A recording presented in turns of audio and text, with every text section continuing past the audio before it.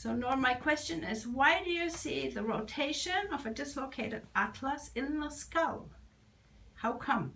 Because all postural abnormalities are due at some level to muscle spasm and muscle tension. And so when you have an asymmetry of muscle on one side of the body or the other, it's going to cause rotation and deviation. I think that your technique, possibly through a connection with the brain itself, but definitely with the nervous system, allows or encourages muscle relaxation. It gets rid of tension, in other words, and that allows the posture to improve. Mm-hmm. So you've been putting your thumbs to the skull of Sergey. Exactly. Yes, and you told me, okay, this is the sign for a rotated C1. That's right. So I don't quite understand. Can you explain this to me? Because the skull is bone. Look, no, but we're not just a skeleton. Okay. We've got muscles attached to every bone in our body. Okay. Yeah. And so it just look at me. That already puts my head off balance, just turning it to the side. So if there's a reflex because of muscles being under strain for whatever reason, because of some structural damage, could be scar even at this point, it causes muscle tension. And then when you release the muscle tension, the body can straighten up. Oh, cool. Thank you. So can you give me some feedback on Sydney's EEG? Yes. Sydney's EEG at baseline shows extreme, heavy, good delta rhythm, 1 to 3 cycles per second, with a little bit of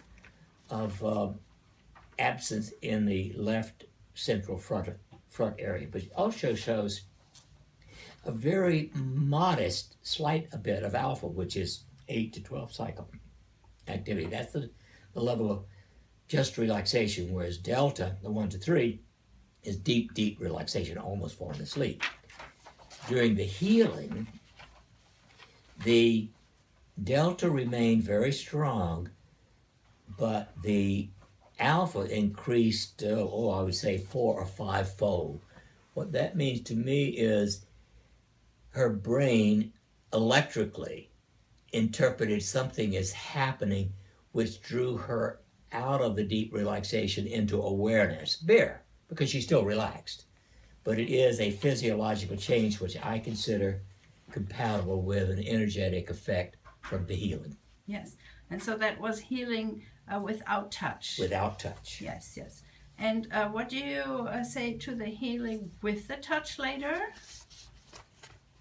When I touched her head? Yes, I don't have that picture here. Do you remember? It did give a stronger reaction, but I don't remember now. I think it was in the alpha, wasn't it? I'm sorry? It was in the alpha, I guess. Yeah, I think so. I think it was great. Let me see if I got it here on my computer. Yeah. Janice, interesting.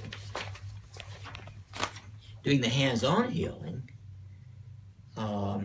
actually the alpha went away almost totally, and the delta decreased approximately 50%. So again, it shows that the touch itself had some additional benefit, but we can't tell whether that's from the touch itself or from the healing. Okay.